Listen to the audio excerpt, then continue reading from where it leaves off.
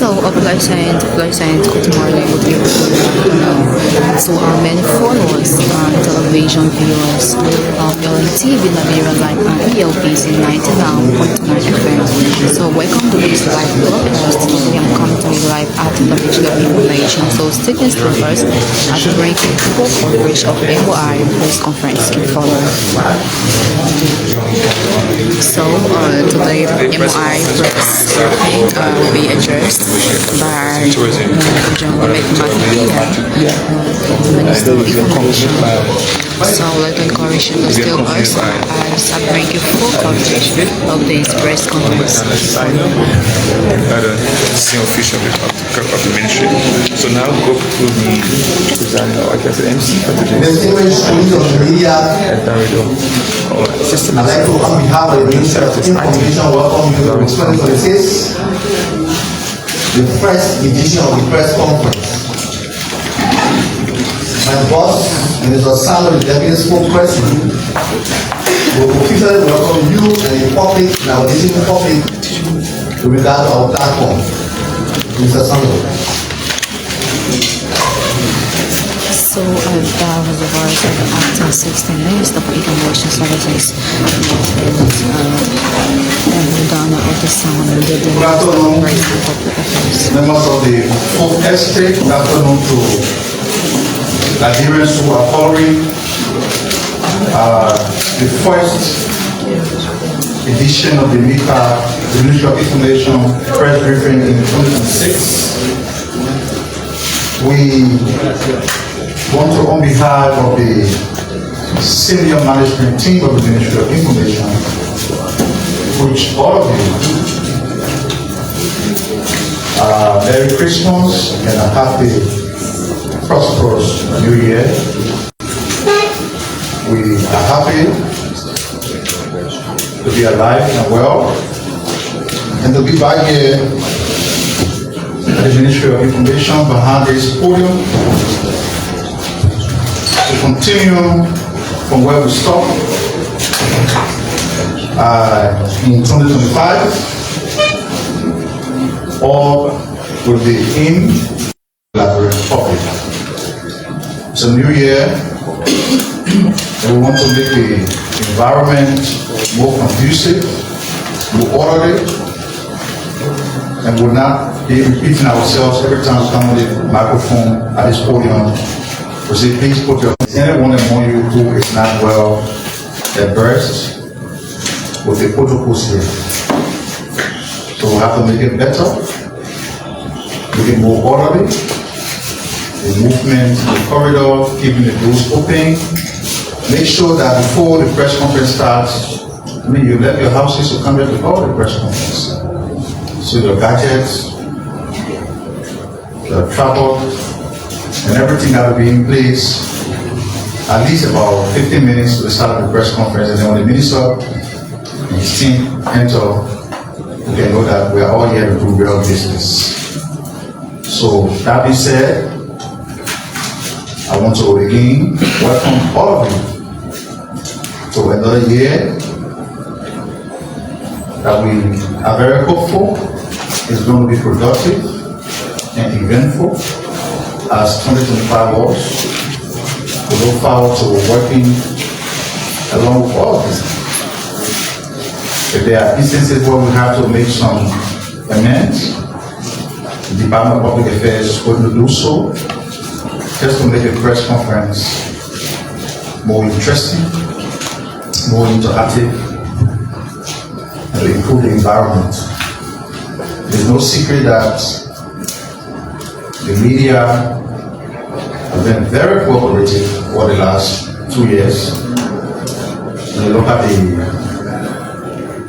the local dailies, most of the headlines on the local dailies are drawn from topical issues that are generated here at the Ministry of Information. So we also want to say thank you to our colleagues in the media, the print, electronic media. They've been very supportive. 2025 will now have been successfully completed without the own role that it played. So we look forward to our eventful 2026, and today is the 6th of January. We are going to get the year started. Today we have a sole speaker, the Honorable Minister. He will be speaking on to you. Where we stopped from last year was that we were providing you very important updates about critical sectors of the government. And as we resume today for the year 2026, we are going to begin from where we stopped. So at this point, let me now seize a moment to welcome our distinguished minister to the microphone.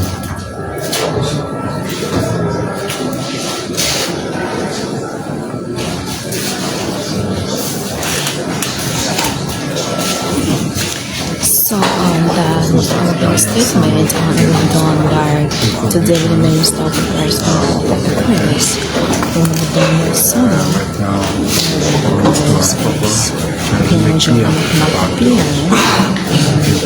Minister of Information, Secretary John Organ, Civil Companies, the live broadcast, and Minister Sialan Kwan Art have gone to live at the Ministry of Information. So today is January 6th, 2026, and that is the first conference of MOI in the year 2026. All right, good afternoon.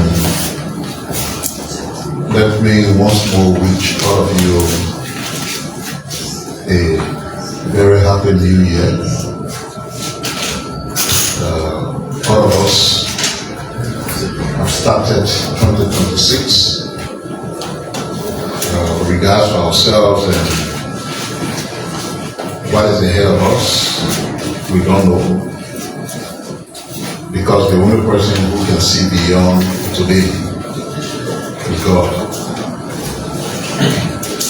I know on New Year Day when people are in the different New Year Eve, when people are in the different churches waiting for what they call crossover. And you see the crossover, there's joy amongst everyone there. But as it has always been historical, not everybody who stands in the church and celebrating that they've seen the new year sometimes can end the new year. That is because as human beings, we cycle. We born, we grow up, we live, we die along the way. It's expected. So our prayer is the team here at the ministry that has started the new year will be protected and covered throughout the year, and you'll be able to see the following year. That is my prayer for all of us here. And so once again, I want to say Happy New Year. We also pray and hope that the new year will be good for the country. To practice the journalism that we're practicing, the country should be okay, the space should be created, so that you have the opportunity to do well in what you've chosen to do and what each of us in our different capacities are doing. From the perspective of the ministry, we'll continue to do what we ought to keep improving the conditions here. We are expected very soon to start the process of conveying our employees to and from work using the buses that we procured. We just secured additional 40 computers to strengthen the different offices, deploy more gadgets so that folks can have work to do. You see the building itself. We look forward to doing more, especially from the external, because we want to ensure that the environment in which people come to work is okay. So we're looking forward to a productive year, both for our ministry and for the country. A couple of individuals called me last night and in relation to what they said were different messages circulating social media. What Liberia may have said about the situation Venezuela. I did say to some of you will recall that Liberia as a country did not say anything, whatever you were attributing specifically to Liberia could not be correct. But let me tell you what has happened. Liberia is a member state of the African Union. Liberia also sits on the UN Security Council as a non-permanent member, but not on its own accord. The seat being occupied by Liberia belongs to the African continent. And the three countries that are representing Africa on the Security Council as non-permanent members are not there on their own accord.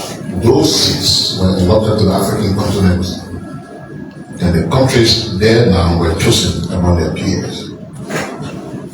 So while there you don't do stuff on your own, but just focus on your country. You represent a collective voice. So upon the occurrence of the situation in Venezuela, the African Union delivered a position. Already there's this concept of what we call the common African position, which keeps the continent together on all issues. So when you heard our ambassador at the UN, Ambassador Louis Brand, speak, he was delivering what represents the position of the group that is referred to as the A3. A3 are the three nations that are representing Africa on the Security Council as non-permanent members. And so they had thought. That's what they're there for in the first place. But the key things that you should note from the A3 position is one, they align themselves with the recent communique of the African Union on the situation in the Bolivarian Republic of Venezuela, and that they will continue to monitor developments there with deep concerns. Of course, they noted in particular the detention of the president.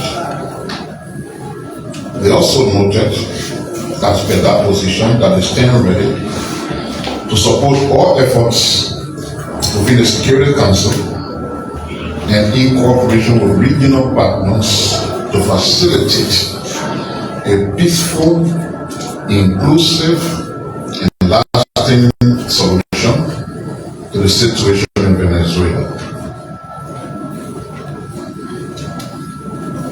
And I think that was a crux of the matter. We want to continue to tell the story of the administration over the last 2 years, which we started on the last day of the last press conference, not last day, for the last day.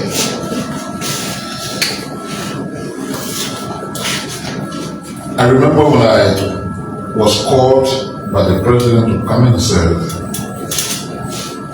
one of the situations that I inherited, which many persons who come from abroad will inherit, is the ability to adjust to the climatic situation of the country along this time.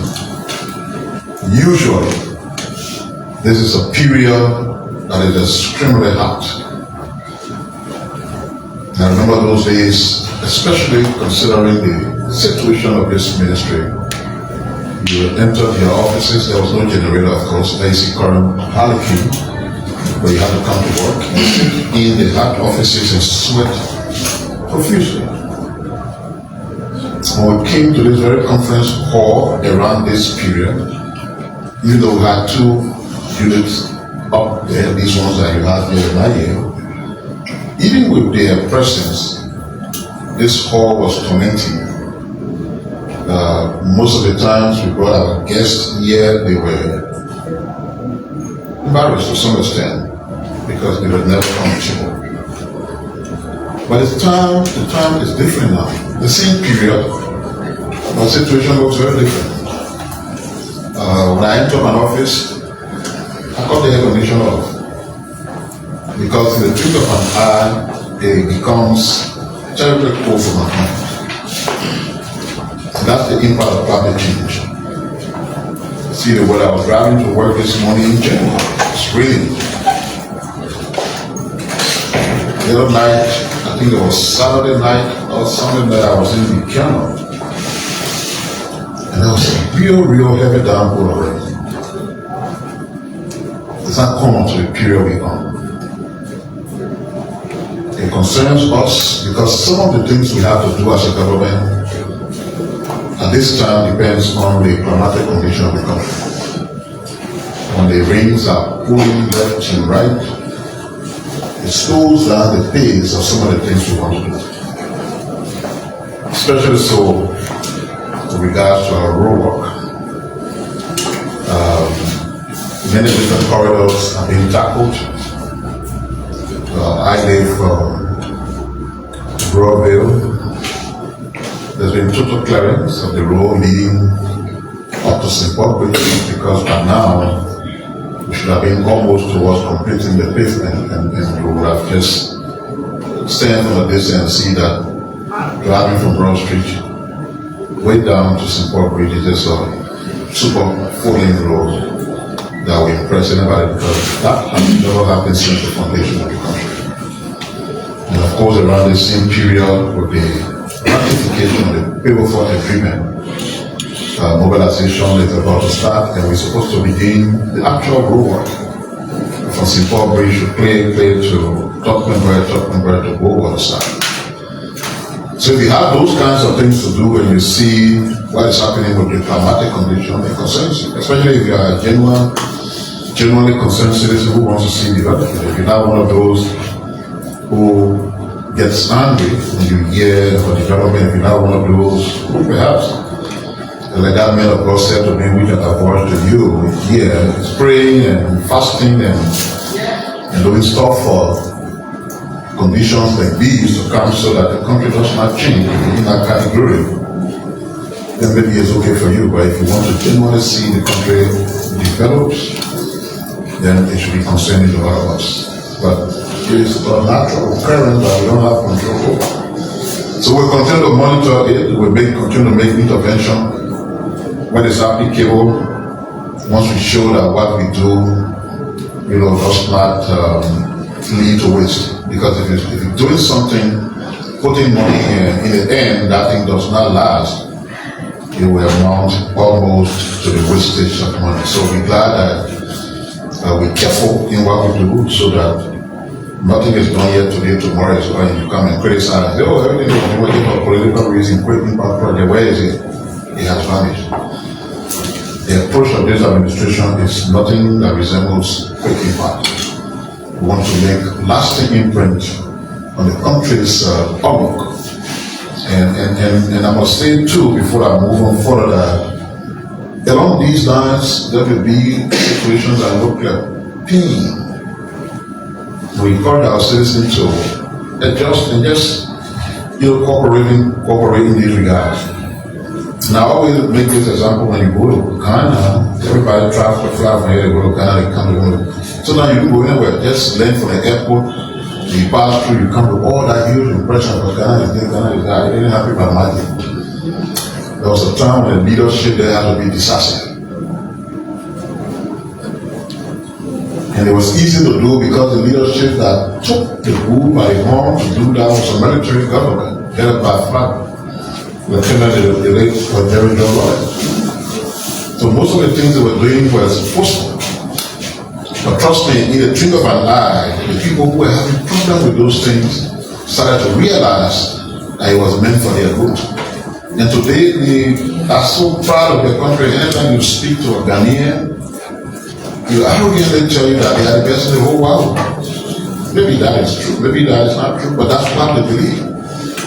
It's a sense of nationalism and patriotism that enables you to portray your country in that way. So yes, when I was driving yesterday and I realized that deep clearances were done all on both sides of the Guadalajara road. Some people may not be happy. Because people sell there, people do different things, and the whole livelihood question will come back and say, oh, this is how we survive. You know, but the truth also is that in that place is a very huge and big market that is empty. So that these adjustments are made, but anyway, if everybody in the market or in Mumbai, it will be forced to enter. Maybe part of the reason why the people who say I won't go in the market, maybe part of the reason why they haven't struggled. It's the very thing you want to look for in the market. As soon as you put your foot down from the car, you see all the street. Everybody in the market will have show go there and you will still sell. But those things are considered to be pain. We should see it as a painful situation that enhances national development, and they will take the country to a point where you are proud of it. So what has happened in the agriculture sector?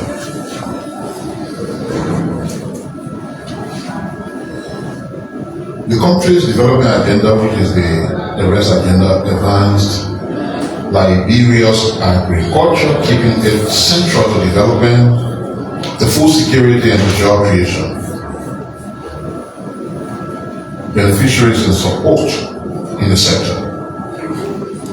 Around 198,000 plus farmers have benefited directly through extension in seed distribution, in mechanization, in climate smart practices, in animal health, and in market access.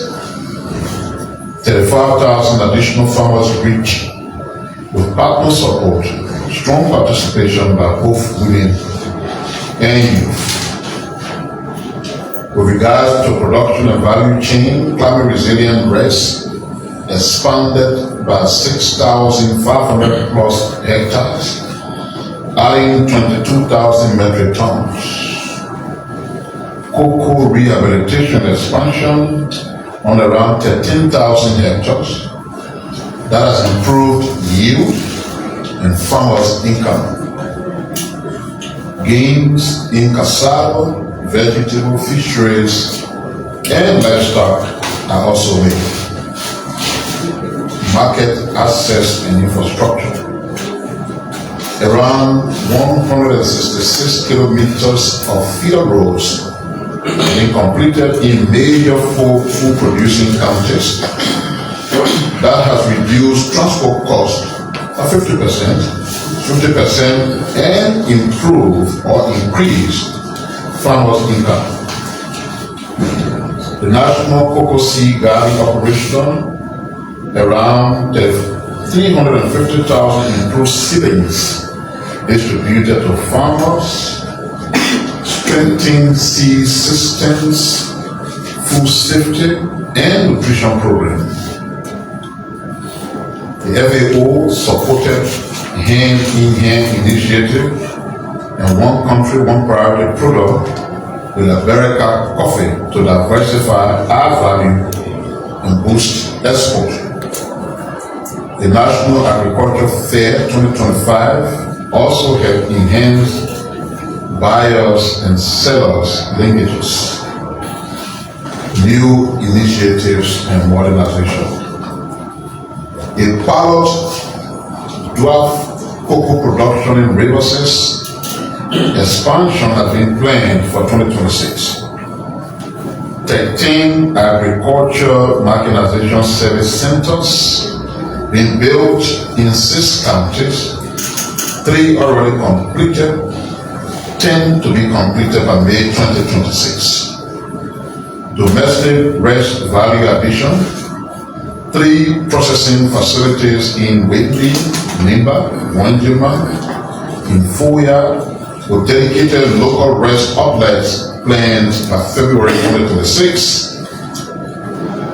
Cassava processing facility in Wiada being built by China Mainland Group.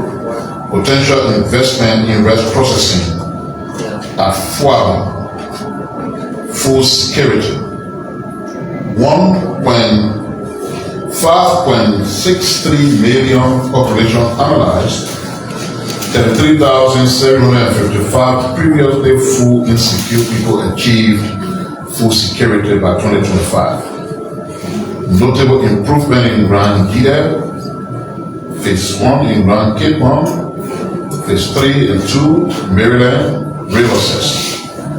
The improvements attributed to expanded cultivation, partner programs such as the Airco, E-Trap, Star P, Star Fund, T-Set, etc. PSRP investment, better farm-to-market roads, and lower food prices, inflation control. What is the outlook for 2026? Skilled low-land development and mechanization, deepen value chain upgrading, expand opportunities for women and youth, strengthen climate resilience, broaden job creation, operationalize the one county, one priority commodity, advance agriculture via county specialization, application, market access, and private investment. The Agricultural Entrepreneur Development Bank Act to improve access to finance for value chain actors is pending final passage. Overall, 2025 saw substantial progress in production, in market access, in value addition, and in resilience, with a clear plan to scale and diversify in 2026 to sustain growth, food security, and employment. Those are updates from the agricultural sector. The Ministry of Justice. In 2025, the Ministry of Justice delivered major reforms and operational gains along with the arrest agenda for inclusive development. Efforts focused on strengthening the rule of law, improving human rights compliance, decentralizing justice services, enhancing public safety, and advancing transparency across security institutions under the ministry's oversight, including the Liberia National Police, the Liberia Immigration Service, the Liberia National Fire Service, the Liberia Drugs Enforcement Agency, and the Bureau of Correction and Rehabilitation. Human rights enforcement. Key gains.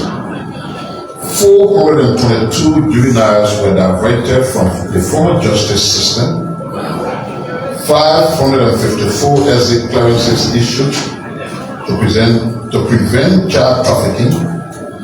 607 children received psychosocial support. 1,200 students reached with child right awareness programs. Finalized the National Action Plan on Business and Human Rights. They validated and submitted the Human Rights Defenders Policy for executive review.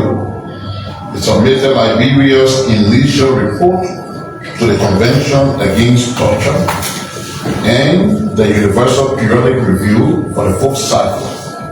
Supported the abolition of the death penalty. Reviewed the National Anti-Torture Bill, supported transitional justice processes by advancing the roadmap, public outreach strategy, and staff training for the Office of the Establishment of the War and Economic Crimes Code.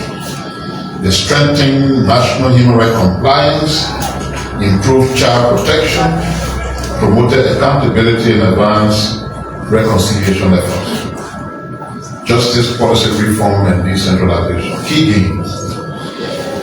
An alternative dispute resolution expansion took place. 278 cases referred, 152 resolved, including non-support, land dispute, and debt cases.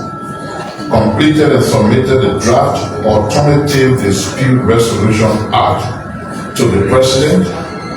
Developed core ministry policies to include employees handbook, procurement policy, prosecution fund framework, and access management policy. The Bureau of Corrections and Rehabilitation Autonomy Act has been passed by the Senate harmonization of regulation ongoing, strengthened gender mainstreaming through the Gender and Social Inclusion Unit, and the Ministry's 5-year Gender Action Plan. Deployed social workers to 8 counties, mediated 607 cases, suspended gender-based violence, juvenile justice, and family justice services, established 14 community peace hubs nationwide. In fact, this has reduced case backlogs, expanded access to justice, strengthened gender inclusion, and advanced the decentralization of justice services.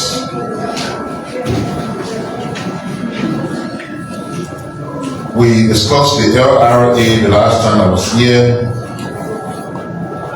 and we got some additional updates. As of December 31st, when we were here, collection of revenue for 2025 was around 833.5 million. That was an overperformance against the target of 804.5 million, which is around 28.9 million assets. The more payments were still being processed by the LRA during the reporting period, and the number was expected to grow to a level exceeding the shortfall of 38 million in budgeted external resources. What that will mean is that overall fiscal 2025 national revenue target of 880 million will be surpassed. And just before coming in here, the LRA boss informed me that as of last night, they actually reached and passed the 880 million. Let me just be specific so that I say the right thing. So yes, he said we exceeded the 880.7 million by 4.4 million by last evening. But we are still raising revenue, so it's expected to get even bigger. Meaning, of the 880 million budget that was executed in 2025, performance exceeded in the amount of 4.4 million, and that amount can get even higher considering that still on the same period, collections are still taking place. The Ministry of Commerce.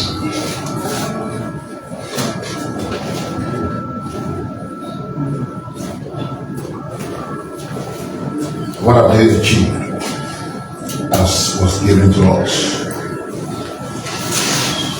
The AFCFTA strategy finalized and launched on August 14, 2025, which has positioned Liberia for the continental market. Expo expanded on duty-free schemes, processed rubber, oil palm, etc., to India, to China, and to the ECOWAS states. The RPD and EPD systems have been digitized and automation is on the way. Business registration modernization is to be completed in 2026. The Ministry of Commerce staff have been trained, custom brokers trained. The process will continue with the business community and development partners organization. The Liberia Standard Authority is operational. Their full chemistry lab is accredited. 226 national standards have been adopted across private sectors. Improvement in business registration processes, 14,329 businesses registered in 2024, 2,500 added as of September 2025. They are ensuring that weekly monitoring meetings are held on rice and petroleum products.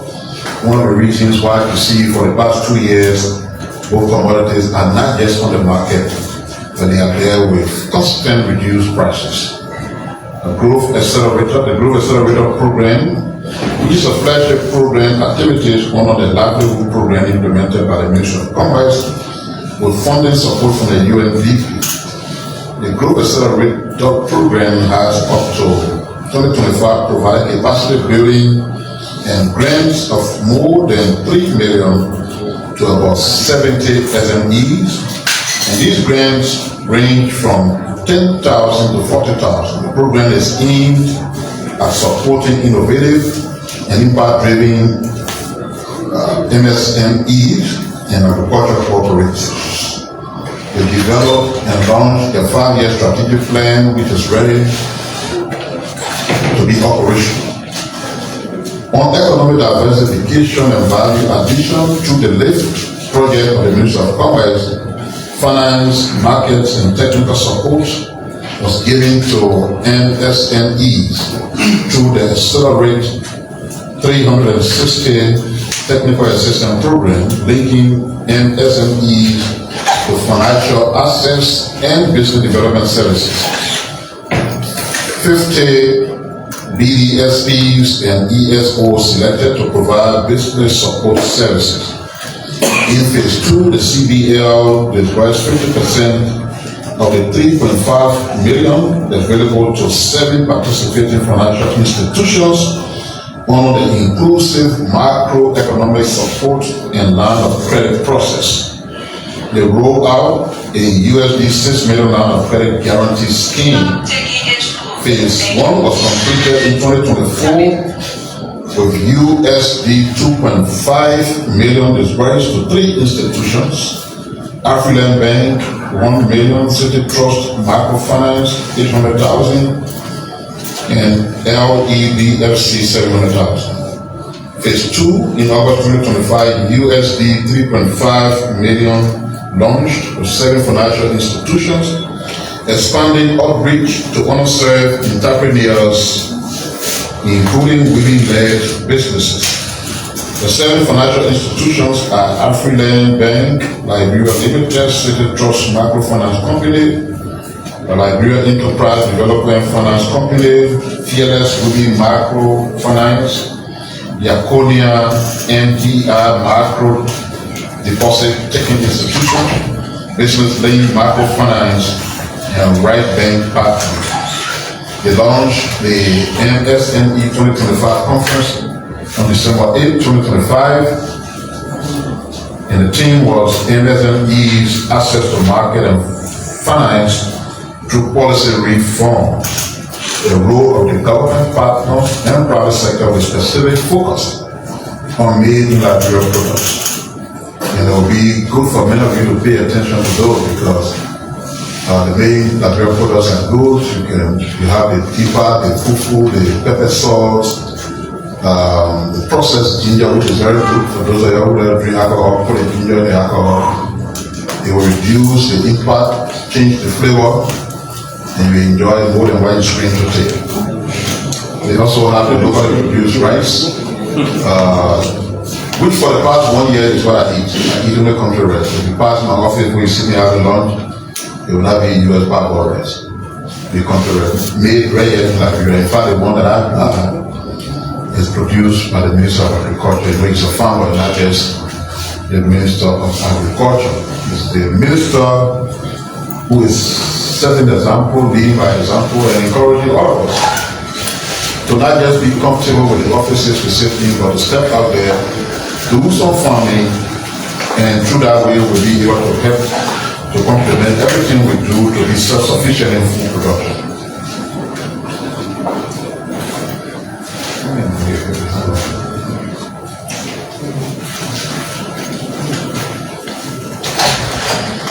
So the key achievement of the MSME conference is successfully position MSMEs as a central pillar for Liberia's economic transformation agenda with strong political leadership and policy alignment. Reinforce government commitment to MSMEs development through clear policy direction and strategic outlook. Generated actionable policy and regulatory reform recommendations through high-level panel discussions, strengthen public-private dialogue on access to finance, market expansion, and business formalization. Showcase government-supported MSME grant beneficiaries, demonstrating tangible results of ongoing interventions. deliver targeted capacity building and skill development programs for MSMEs across key sectors, improve stakeholders coordination among line ministries, agencies, development partners in the private sector, produce sectorial and participant analysis to form or inform evidence-based MSME policy formulation. They articulated a forward-looking national vision and strategic ambition for the growth of MSME beyond 2025.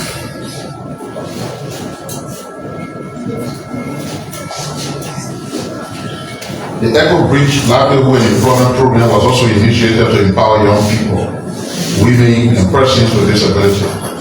A total of 180 youth, women, and persons with disability were recruited across Bombay, Baton, Riverside counties and compensated with $400 each via mobile money to help support their plans after the training in business management. The Ministry of Commerce and Industry is participating, in partnership with Conservation International, train fishmongers in Maryland, Riverside, Sando, Grand Crew. 98% women participation was secured, empowering the female sector in fishery value chain. Training complemented the CR evolving loan schemes and mangrove cooperative. The Youth Entrepreneur Development Bank, with support from the African Development Bank, was officially launched in July 2025. The board and senior management team have been, team recruitment process is ongoing. The functionality of the non-deposit bank will commence once the recruitment process is finalized, and thereafter it will provide capacity building to SMEs, provide guarantee funds to them, and potentially enhance employment creation. The impact, there will be more export, more production, logistics, and processing jobs, lower business costs, more staff and formal jobs, industrial inspection improved, and market safety also improved. Customer protection action increased with market confidence.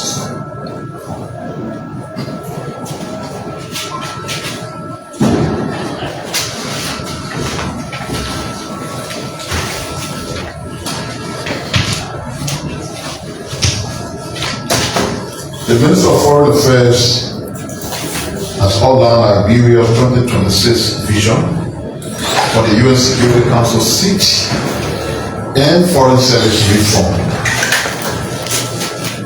The Minister delivered a global briefing from the diplomatic mission in Rabat on January 5, outlining the 2026 agenda following Liberia's historic seat on the UN Security Council and notable diplomatic milestones. Liberia UN Security Council membership is framed as a global mandate, requiring all Liberian missions to provide real-time, evidence-based analysis to inform voting and policy positions. The official letterhead of the ministry has been updated to feature the Security Council logo and to reflect the elevated international standing of the country. Mr. Besko has emphasized standardized excellence across the diplomatic corps to focus on one, professionalism and confidentiality, strict conduct, zero tolerance for sensitive information leakage. And she's cautioned against posting sensitive information on personal social media pages. With regard to foreign service reform, a 2026 roadmap to improve mission support, including transportation and staff insurance for high traffic mission, has been adopted. And for accountability, for financial accountability, ending unauthorized spending and ensuring timely remittances of payment. Shift towards economic diplomacy is also a policy direction. And in that light, missions with prioritize for investment attraction and trade partnership to create jobs and drive domestic growth. So the key message, Liberia Security Council seat, simple as is, international trust and requires precise, urgent, and cohesive actions from all diplomats. So the minister has called for improved coordination between diplomatic missions and the Public Affairs Department at the Foreign Ministry to maintain a unified global messaging. The 2026 agenda positions Liberia Security Council role as a catalyst for both security and economic development with a cohesive, reform-oriented, and accountable foreign service.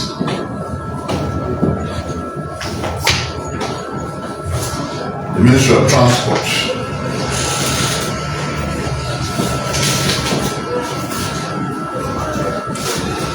The deliverables for 2025, general achievement. The ministry launched its 5-year strategic plan. The ministry was able to meet their projected revenue target and surpass it by 269,507. Adjusted revenue projection was 10.3 million and total collection was 10.5 million. Land transport. We conducted the final review and validation of the new motor vehicle and traffic law to match current realities. They've trained 1,000 drivers and 3,000 motorcyclists and distributed 3,000 safety helmets to motorcyclists. They've published new transportation fares, a reduction in transport fare by 18%. They've commenced the installation of electronic billboards, 6 in Montserrat and in other cities and counties, including Kakata, Banda, Ganta, Waterside, and Montreal and Clay, for the projection of road safety messages to the public.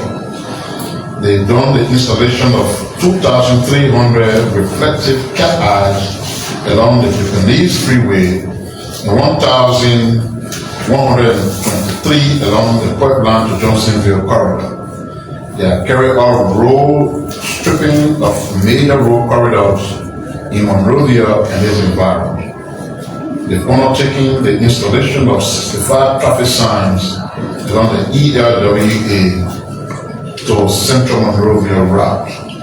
The ministry distributed 178 traffic signs to schools, churches, hospitals, etc. in Monrovia and its environment to enhance the safety of students and pedestrians.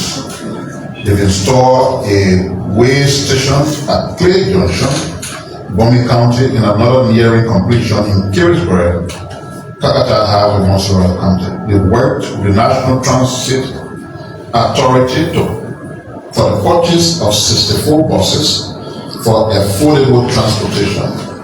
We're also working along with the National Transport Authority for the purchase and delivery of 64 buses for commuting of people who, and also led to provide affordable transportation and easy access.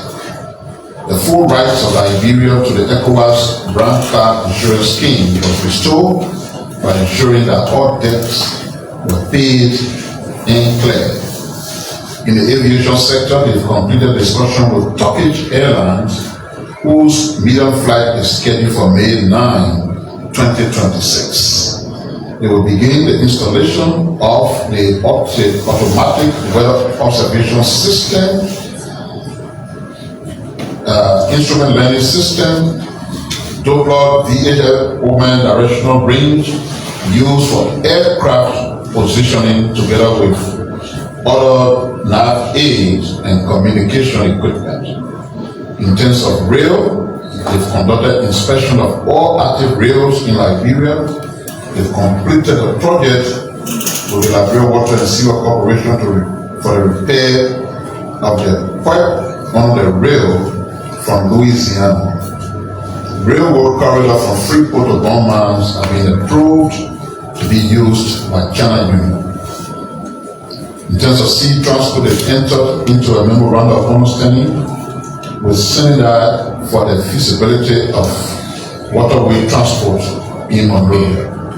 International achievement: restoration of Liberia full voting rights at the International Civil Aviation Organization, ICAO, in Montreal, Canada. Memorandum of agreement with MIP Group of South Korea for the provision of domestic and regional flights. And Liberia hosted the 50th anniversary of the Rawa Flight Information Region, in which Liberia was selected to be the chair.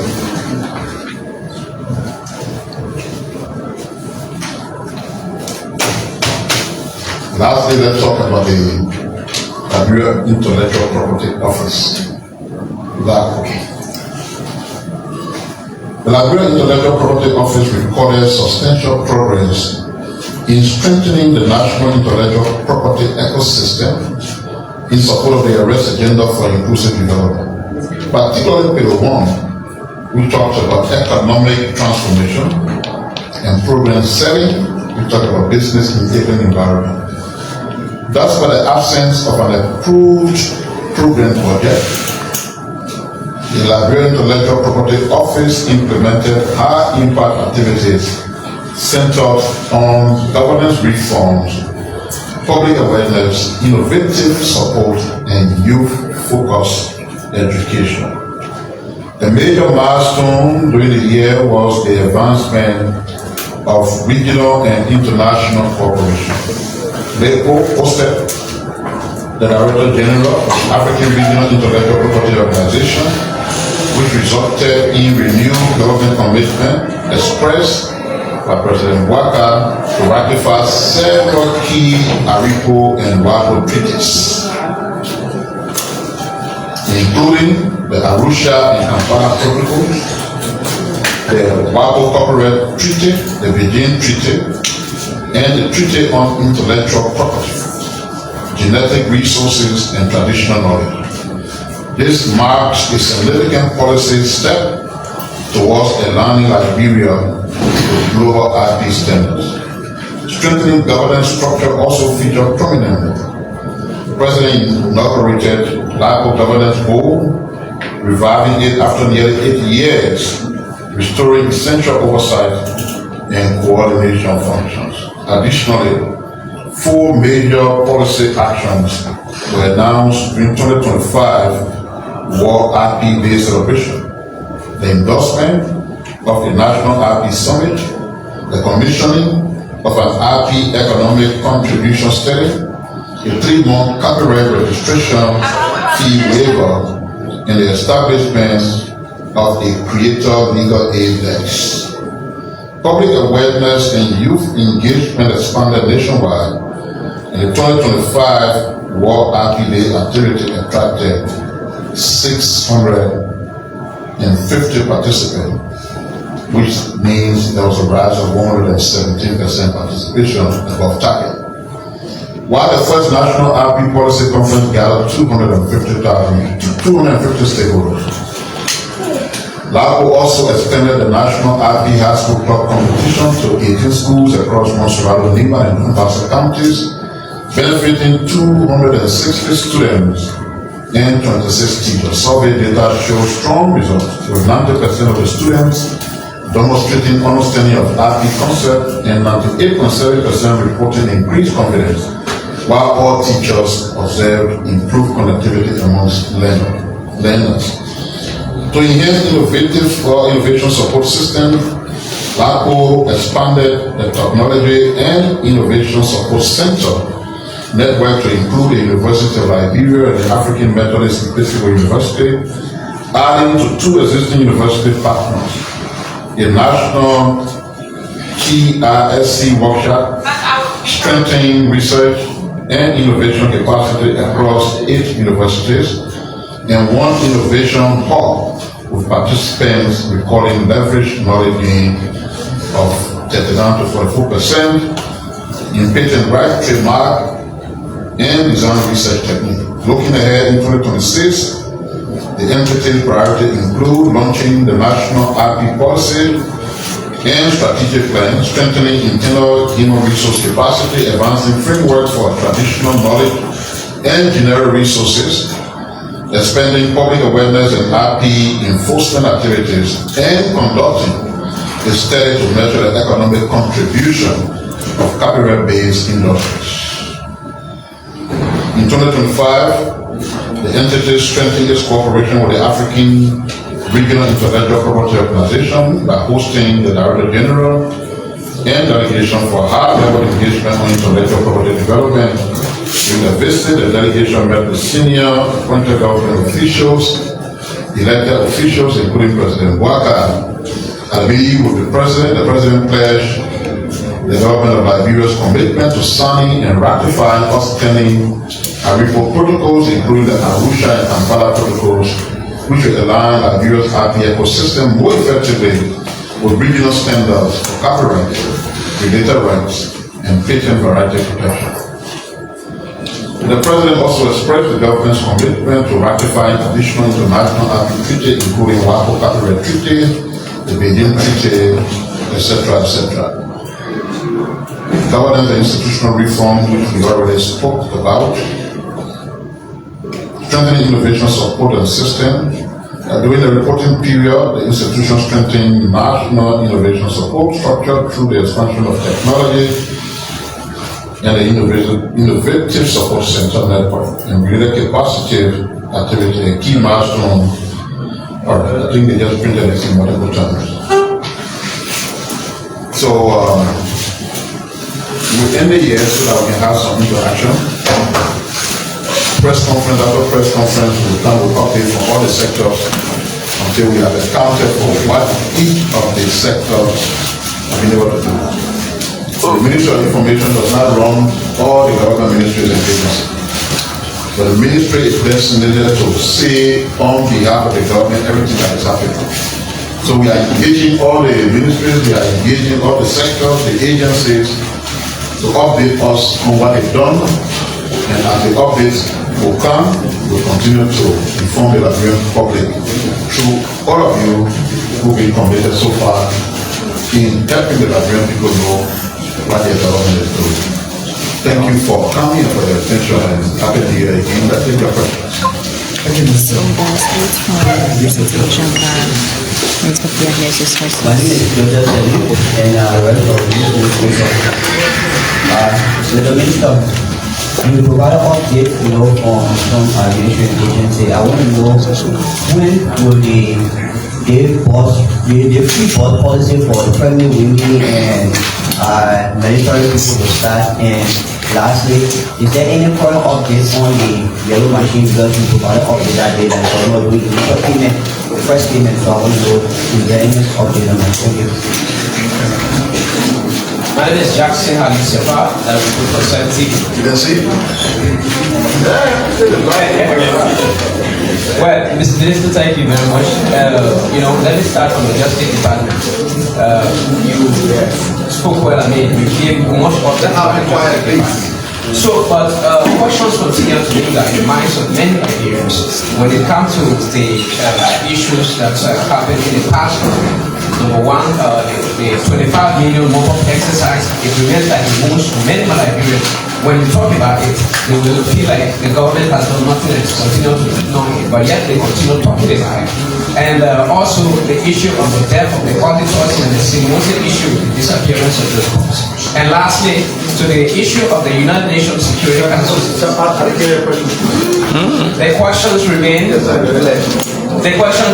what is your government's standing position on the issue of the fights against corruption, especially those involved the past administration, the 25 million exercise, then the death of the auditors. Added to that, the symposium issue where the voice was missing or up to date, we can't get any reports about them or any result.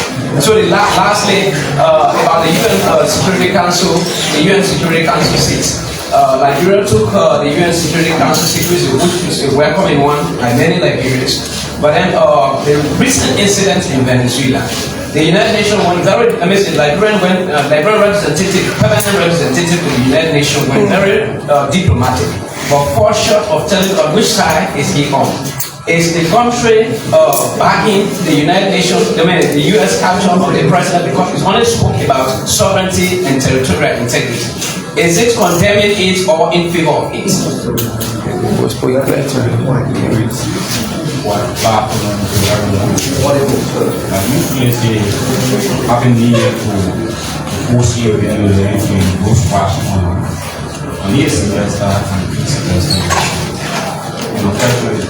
So you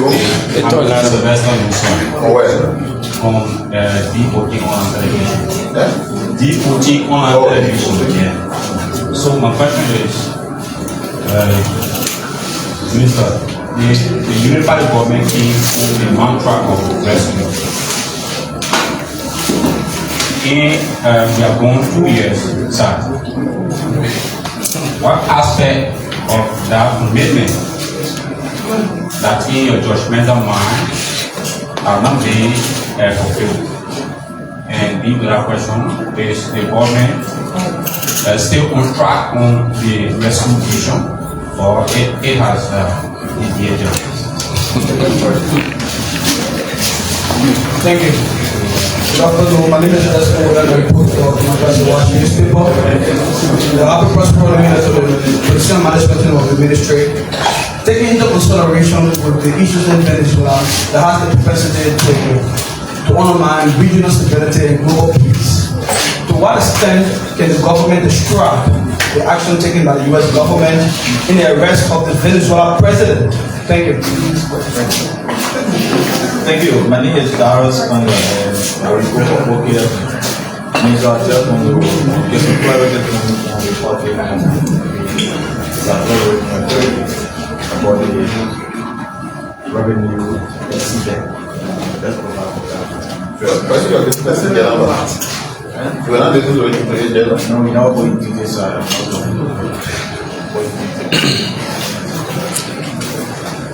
Mr. Happy New Year. My name is Joseph Saleh.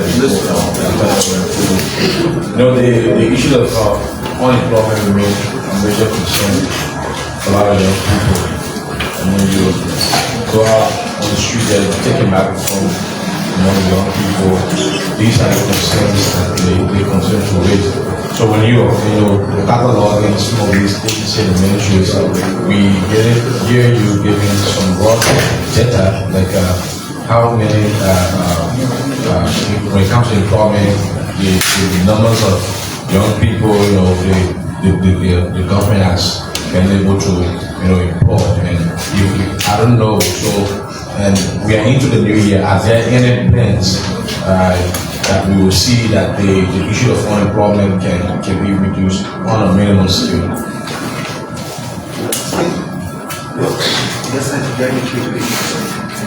Thank you so much, Honourable Minister, for the information. So my name is James M. Piah, and I report from Liberia to Republic of Liberia.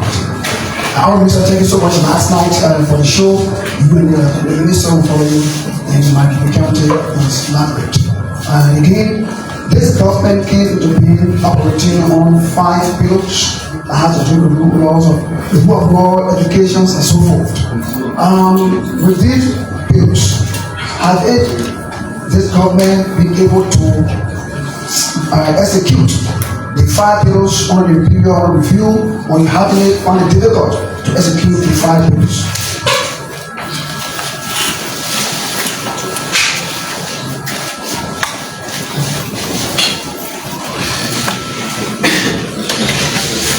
So that's it for questions and respond. But the minister, so once again, I just joined us. I would like to say welcome to this live broadcast. My name is Mr. Hamilton, and I'm coming to you live information. Give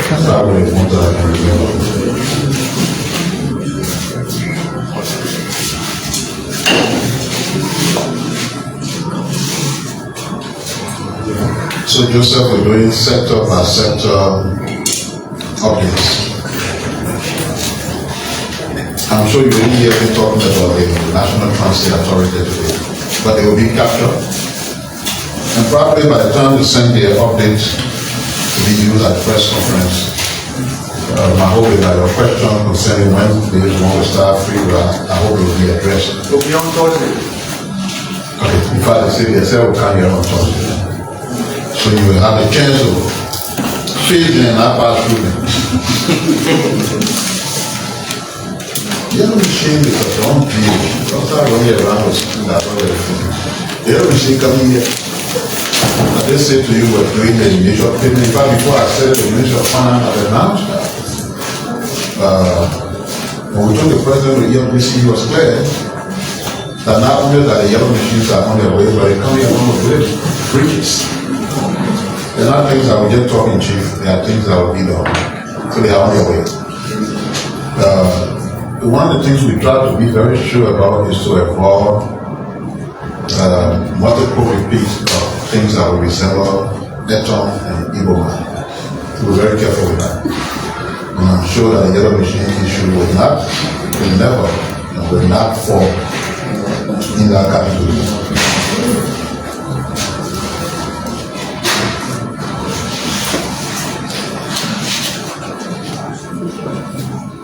So when you say what's the government's position on prosecuting corrupt cases, don't you have Samuel 12 others in court? You don't have the Rachel Rag case in court. So the way the system works, when you've compiled your evidences and you show up and then you move to court. But let's be honest with ourselves. Is it the executive or the Ministry of Justice that have stored the cases that were taken to court? Immediately the case, the Rachel Rag case went to court, what did people do? Doctor, now you don't know what they did? Every time you take action, somebody run to the Supreme Court and ask for what? Prohibition. The law permits that. Prohibition means stop anything from happening because I don't think it's fair or this one wrong. When the Rachel Rag case went to the Supreme Court for prohibition, how long it took for him there? That generally they want to pretend that anyway, it took 9 months.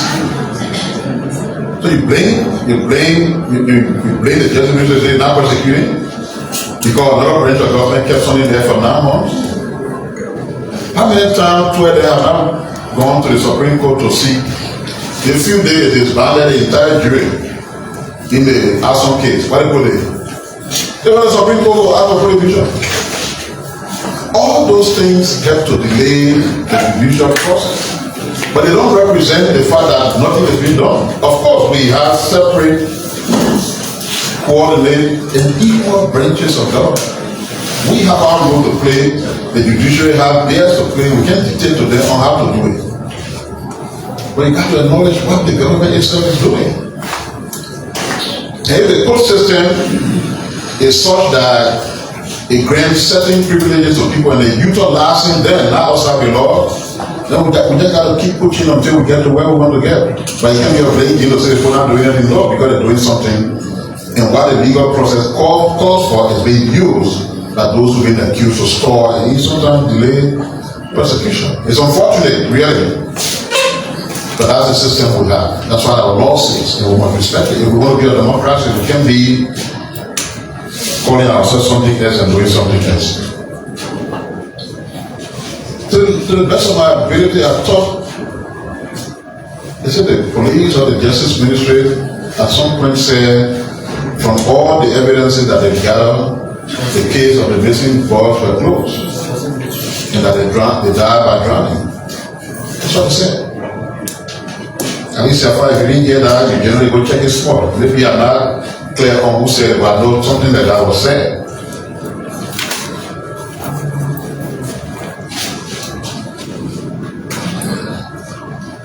When we come to the press conference, listen. I made things very clear. We belong to the African Union. We ascribe to the common African position on global issues. We don't represent ourselves on the Security Council. And we are not the only country in the Security Council representing Africa. We are 3. And I did say to you, why Ambassador Brown Rare was not Liberia's position. It was the A3 position. The A3 are the 3 countries that are representing Africa on the Security Council. as non-permanent members, but the seat they occupy now for their respective countries is for the African Union. The African Union has earlier issued a position on that situation. The A3 simply lifted, elevated, and re-echoed that very position. We cannot be echoing a message on behalf of a bloc at one point, then we run to the second point and say the one we're talking is exclusively for Liberia. That's not how international relations work. So that's why it goes to you too. You come in one Liberia position. I'll get to you what happened. As about the description of the capture of the Venezuelan president. What was echoed by the African Union and adopted by the A3 is what we stated. We're not going to have a personal opinion. If we want to have a personal opinion, we should not be in the Security Council. We went there to represent the views and aspirations of the African continent. Therefore, you represent me fighting on the system and say, no, I have good, I'm going to see my own, then why? You should not be there. This country has a deep history of excellent international representation. And that's why you see right there. We didn't go there to be acrimonious. They went. So those who are faced with that situation are rescued, even though we say that 4 more years ago. They rescued already.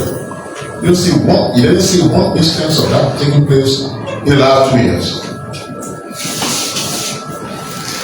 Have you forgotten those pictures of women climbing over the fence just to have access to a bed of rest?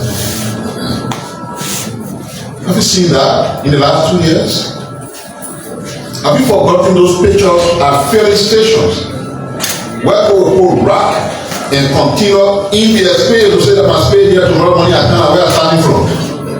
Have you seen that? Is that not rescue? Were you not here when your country passport was in the hands of criminals? And they were sanctioning them for that and categorizing your country as a rogue state? Away from that, you want the UN Security Council. Away from that, the President of America can take a phone and call President Baka every time. Away from that, when you call the first 5 African leaders at the White House, President Baka was there. Is that international image we have still the same? If not, is that not rescue? Everywhere in the country was dark to hell. Oh yes, I worked in the SLE government as a deputy minister. As an assistant minister before deputy minister, then acting minister, then press secretary. I stayed down there throughout. In less than 2 years, I can arrogantly say every day that my current can go. It's not just about me, it's about everybody who lives in that era. My young employee here, he spent the day with me on Christmas Day. He and Chocolate Flower and I got the other boy from DMU. Where are they going?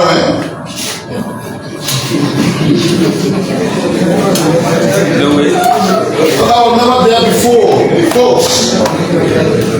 That RIA highway I've never seen in City. The process is continuing. The reason why we are not done 100% is because technical advice said, don't put all the light there, one part of the road that you're not finished, but you have to put it up. So every portion of the road has been completed with putting the light there. When you enter the country now, you're driving from the airport to Monrovia or from Monrovia to the airport. Why you see that? Why you saw that in the last 10, 15, or even 6 years? Of course not. So the rescue mission is on. Were you not here when they took 83 million from the National Reserve in the last month of the year to pay civil servants who they were owing for 3 months? We don't owe them. We pay them on time every month. They are rescued. What we're working towards now in that regard is to undo the harmonization, which is a cruel policy that cut down the earnings of people and brought more poverty on them. Look at the road work all over the place taking place. And we still asking questions whether we feel the country is rescued. You want us to sit down, comparative analysis, the last 6 years versus the last 2 years. When I gave the LRA report the other day, revenue projection rose to 35% in 2 years. In the past, it was assumed 35% growth, but 35% in 6 years. If you go by that analysis, why we did it 2 years, why we did it 6 years, that revenue growth may even be up to 60% by the end of our administration, or more.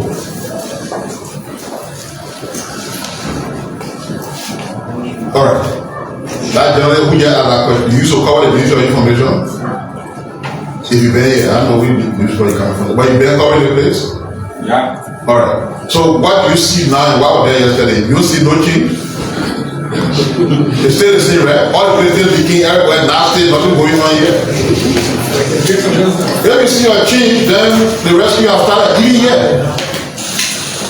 And Chief, I will go on and on saying everything I'm going to say to you. We rebuilding water systems in 6 of our political subdivisions.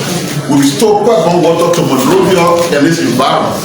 Communities that have never seen electricity before in 40 years, that the Cruiserville, the Bensonville, Benton, however you call it, they all see electricity. And you're still wondering whether the rescue mission is on? Maybe you're sleeping, wake up. If you wake up and you open your eyes and void yourself of any cloud politically, then you can determine for yourself. You don't have to ask me.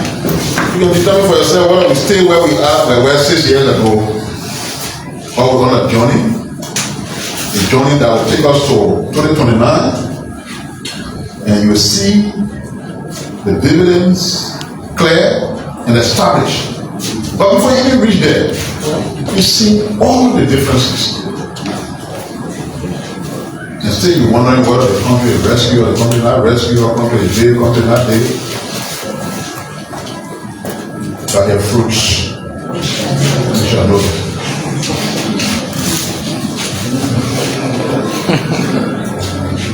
So that was what I said. I will just summarize and I explain anything. The national budget you passed for last year quotes revenue expected to be raised to 880 million. As of last night, the revenue generated is 884 million, 0.4 million, which means you perform 4.4 million more than that target of 880. So for one of the few times in the nation's history, you're not discussing budget shortfall. You're talking about budget excess. That's all I said. But that 4.4 million, I'm told by the ARA boss that will change because we have not started executing the new budget. So everything that's happening between here is in furtherance of that old budget. And we've already at that point. He says to me that in the next 3 hours or days, that will go even far beyond, which is good for the country.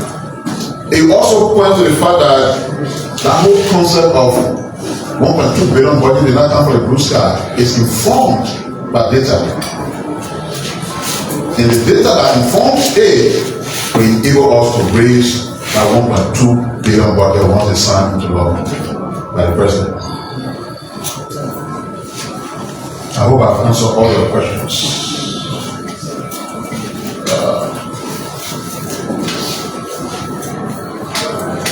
Unemployment.